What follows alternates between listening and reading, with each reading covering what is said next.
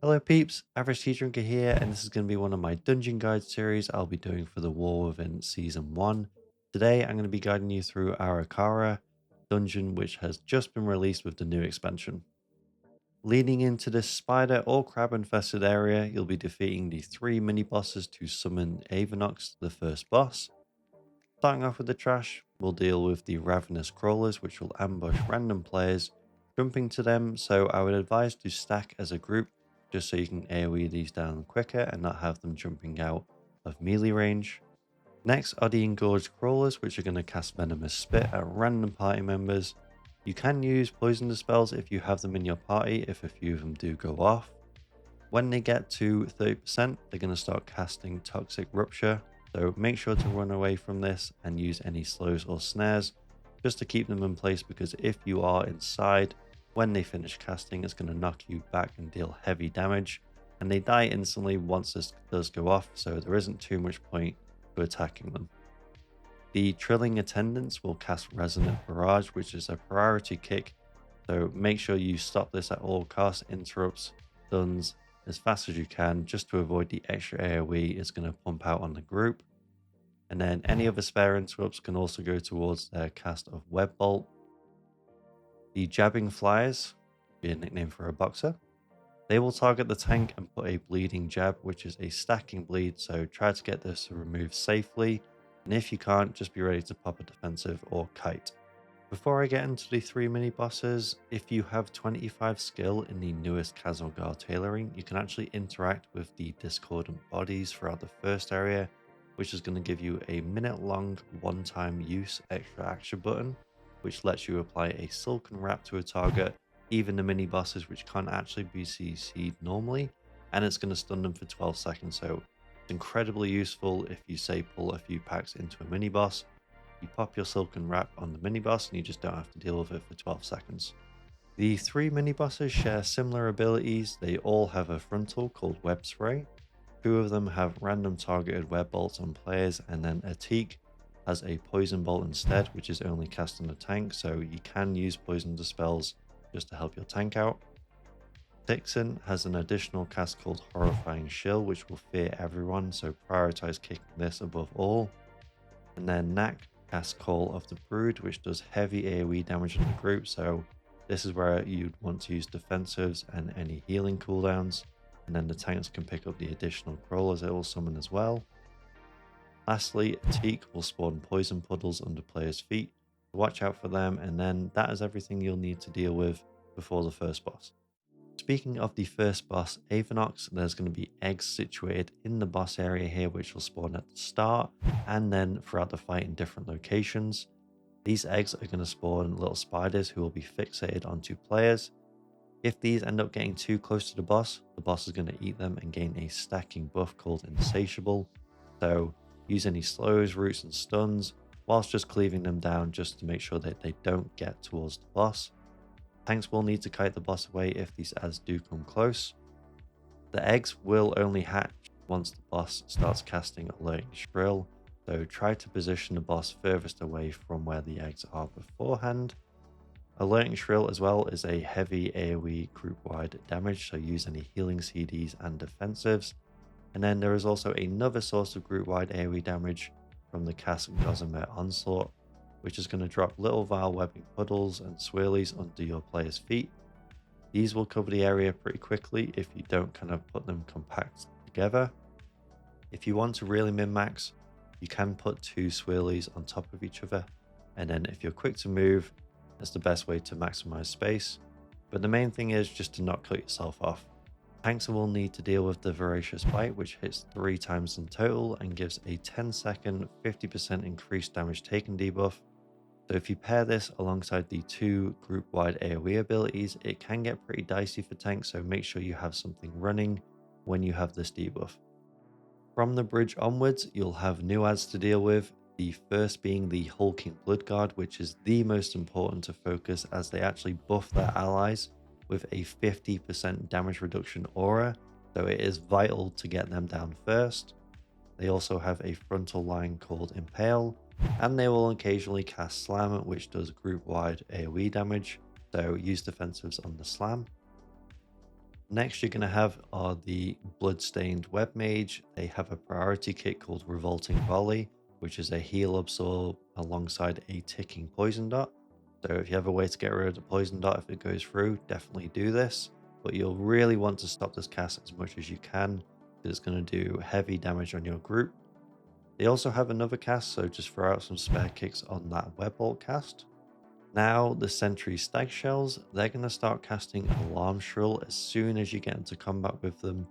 If this does end up going off, it's going to summon a Hulking Bloodguard, the one we just spoke about, and it's going to aggro any mobs within 50 yards of them. This is a must-stop cast. Use any CC, just anything you can to make sure this doesn't go off whilst you DPS them down. The last two mobs are the Blood Workers, who are just going to charge random players, so try to be grouped so they don't charge out of melees just so you can blast them down. Lastly, the Bloodstained Assistant is going to cast Extraction Strike on the tank.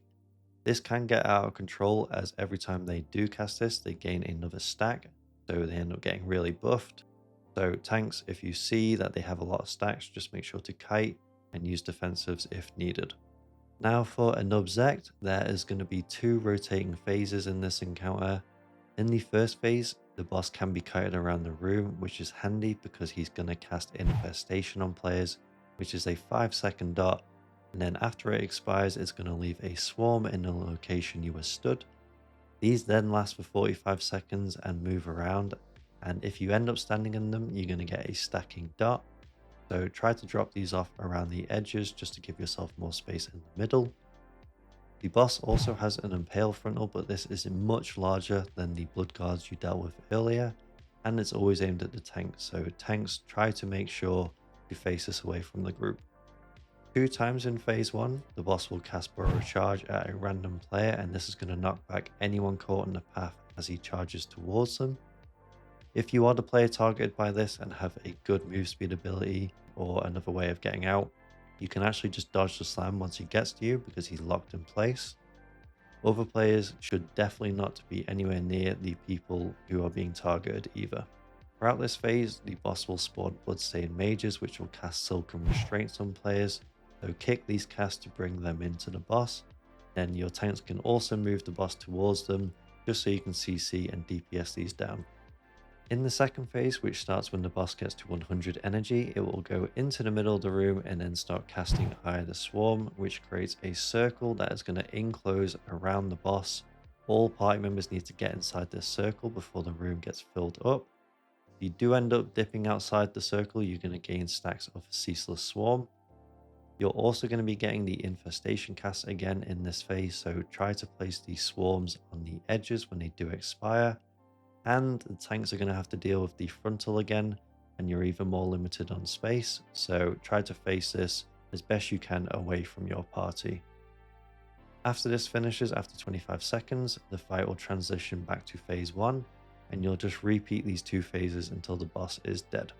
Coming to the last area, the main mobs to deal with are the Blood Overseers, which are going to cast Venom Volley. This needs to be kicked each time because it does heavy group-wide damage. You can use a poison cleanse if it does end up going off, but the ideal situation is just to kick it. So for this, I would definitely recommend to have 2 people rotating kicks on it. They're also going to occasionally cast Erupting Webs, which is a swirly on the ground you'll have to dodge. You'll want to avoid these at all costs because they stun you for a big fat 6 seconds. This can kind of get problematic though because of the drones and the winged carrier adds. They're going to spawn a black pool on the floor whenever you first hit them, which will root players if you stand on them. So you can either DPS this off you to break the root or use CC breaks to free yourself just in case you do stand on them.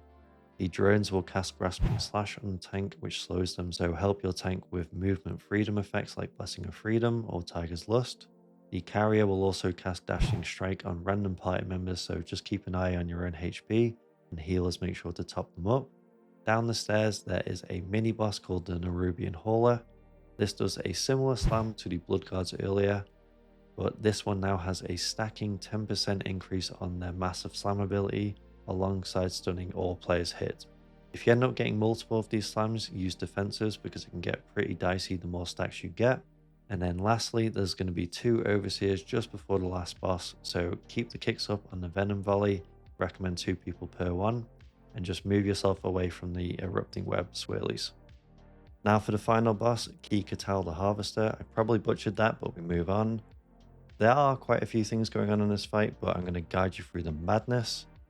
First ability is Cultivated Poisons, which applies a poison dot on all of your party, which is then going to shoot out 2 waves from the sides of your character when it's either dispelled or when it expires.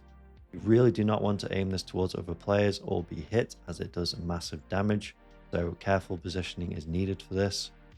As I said, you can use poison dispels, but I wouldn't recommend doing this closer to other players. I'd give yourself a bit more space before you get rid of your debuff. With this debuff as well, it does tick pretty hard, so if you're going to have the full duration or you don't get dispelled, definitely use defensives.